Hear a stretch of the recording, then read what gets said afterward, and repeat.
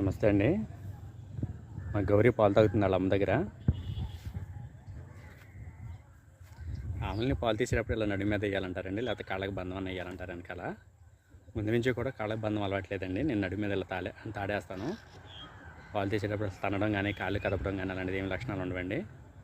అందువల్ల బంధం ఎప్పుడు వేయలేదు. నడుము మీద మట్టుకి ఇలా తాడేస్తూ ఉంటాను. ఆవుదోడు మట్టుకి ఆవుని ఎత్తి పడేస్తూ ఉంటాయి, కుదుపుతూ ఉంటాయి పాలు తాగేటప్పుడు మట్టుకి. మనకి గేదెదోళ్ళు అయితే ఈ లక్షణాలు కనపడవండి. ఊరిని తల ఊపితే కానీ అలా పైకి ఎత్తి పడేయడం అనేది ఉండదు. ఆవుదోళ్ళు మట్టుకి ఆవుని కొద్దిగా పెద్ద అయితే ఆవు ఎగిరి పడుతూ ఉంటుంది పక్కకి.